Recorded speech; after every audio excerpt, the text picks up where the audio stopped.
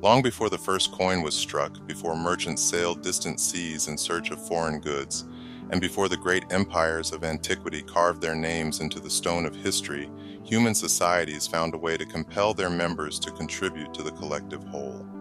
That mechanism was taxation, and its story is as old as civilization itself. The earliest documented evidence of systematic taxation comes from ancient Sumer, the great cradle of civilization nestled between the Tigris and Euphrates rivers in what is now modern Iraq. Cuneiform tablets dating to approximately 3000 BCE record obligatory contributions of grain, livestock, and labor demanded by temple administrators and ruling elites. These were not voluntary offerings, they were compelled levies extracted in exchange, at least in theory, for the protection of the gods, the maintenance of irrigation systems, and the defense of city walls. This earliest form of taxation was a direct tax, meaning it was assessed directly upon the person or household based on their possessions or output without any intermediary transaction. The Code of Ur-Nammu, composed around 2100 BCE, contains among the earliest written legal references to economic obligation, establishing a rudimentary framework for what we might today recognize as fiscal governance. Ancient Egypt developed an equally sophisticated system of taxation, one interwoven with the rhythms of the Nile itself.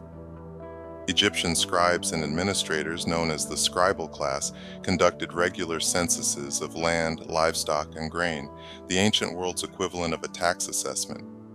The pharaoh, regarded as a divine ruler, claimed a portion of all agricultural output as tribute to the gods and to the state, which in Egypt were largely synonymous. This levy was collected in kind, meaning in actual goods rather than in money, and stored in vast state granaries from which armies were fed, monuments were built, and floods of famine were managed.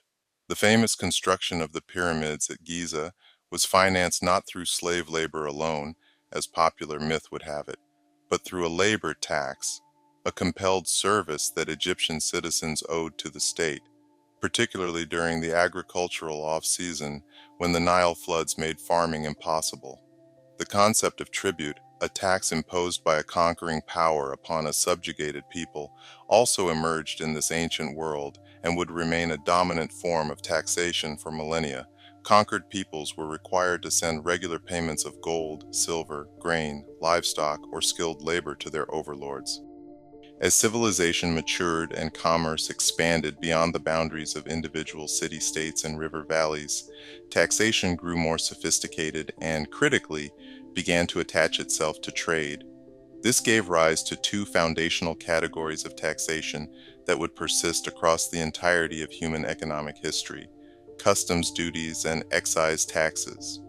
A customs duty is a tax levied on goods as they cross a political or geographic boundary, entering or leaving a port, a city gate, or a national border. Ancient Greek city-states, particularly Athens, levied a 2% tax on all goods passing through the Piraeus, their great harbor. This was an early customs duty in its most elemental form, a charge assessed at the point of entry into the trading zone, collected from merchants before they could sell their wares in Athenian markets. Persia under the Achaemenid Empire, 550 to 330 BCE, developed one of the ancient world's most sophisticated and geographically extensive tax systems. Darius the Great divided his empire into administrative units called satrapies, each governed by a satrap who was responsible for collecting a fixed annual tribute and remitting it to the imperial treasury at Persepolis.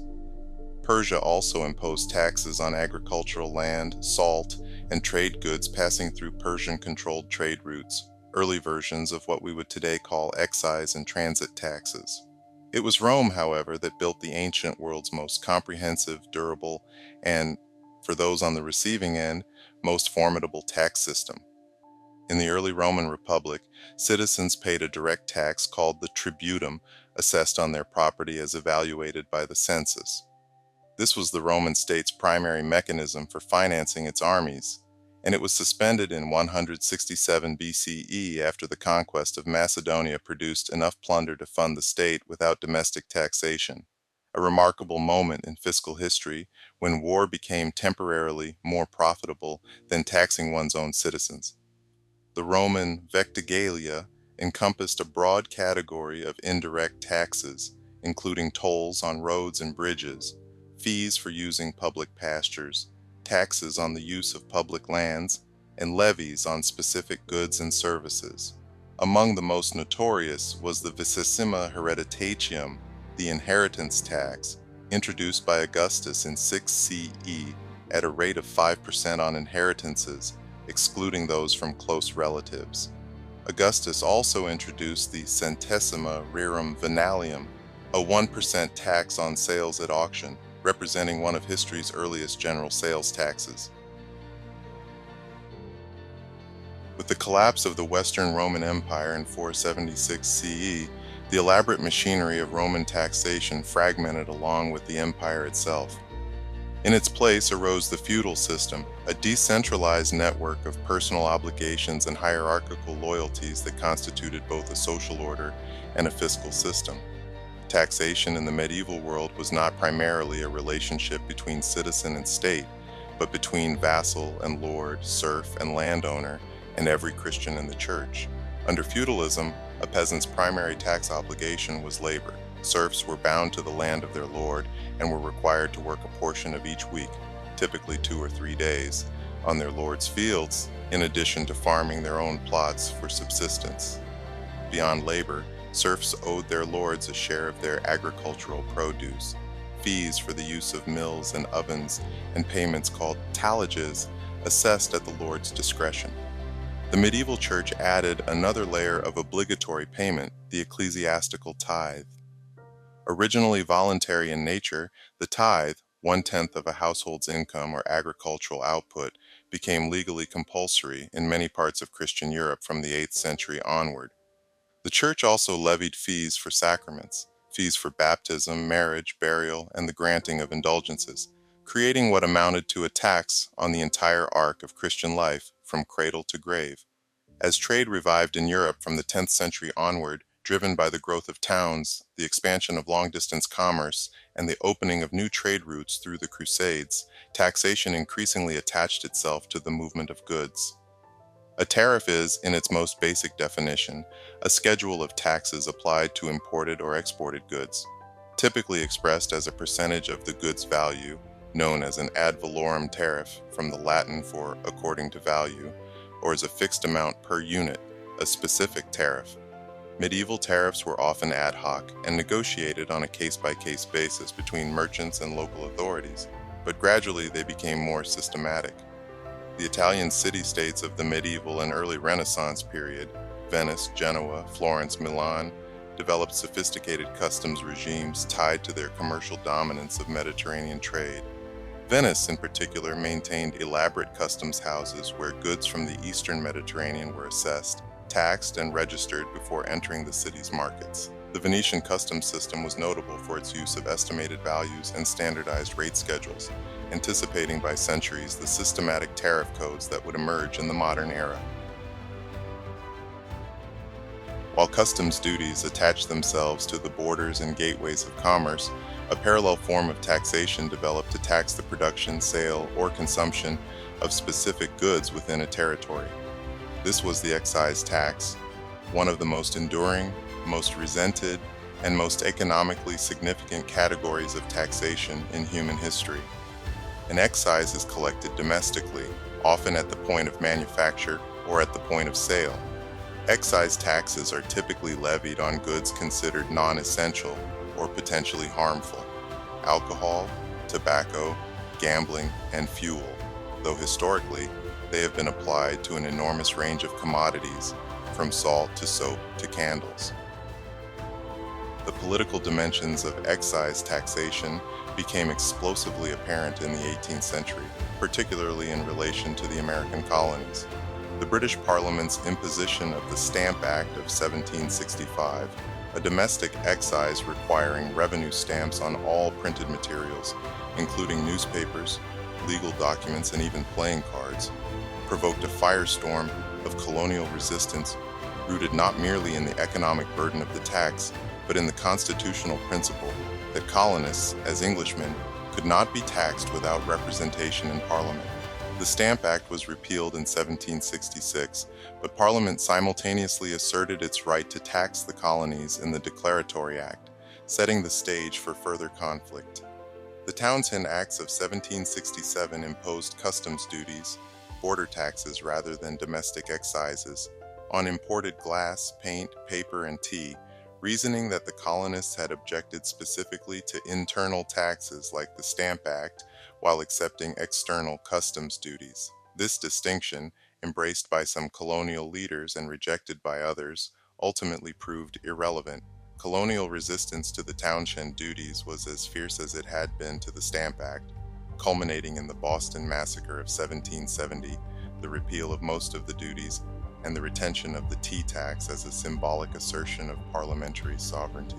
The rest, as the cliché goes, is history. History launched by a tax dispute and a tax dispute over an excise on tea. The period from the 16th through the 18th centuries saw a fundamental transformation in the role of tariffs and customs duties. No longer merely instruments of revenue collection, they became conscious tools of economic policy, deployed in service of the economic doctrine known as mercantilism.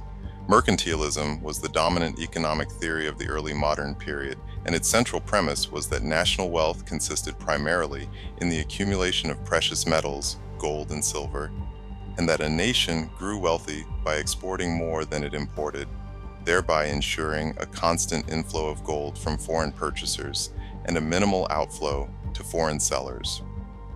Tariffs and customs duties were the primary instruments of mercantilist policy. High import duties protected domestic industries from foreign competition, discouraged the importation of finished goods, and encouraged the importation of raw materials that could be manufactured domestically and then exported at profit.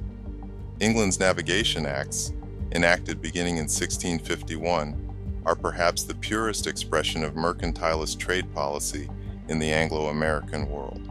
These acts required that goods imported into England or its colonies be carried in English ships, crewed by English sailors, and that colonial goods be exported only to England before being re-exported elsewhere.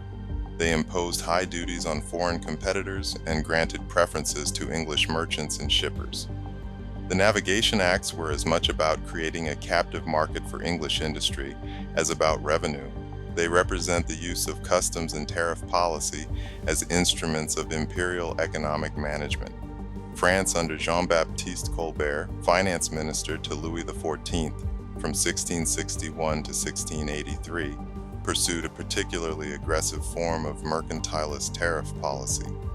Colbert imposed steep duties on foreign manufactures, particularly English and Dutch cloth, while simultaneously investing state resources in domestic manufacturing. The Colbertist approach treated tariff protection not merely as a revenue measure but as an industrial policy, using the customs regime to create favorable conditions for French manufacturers to develop the scale and expertise needed to compete internationally.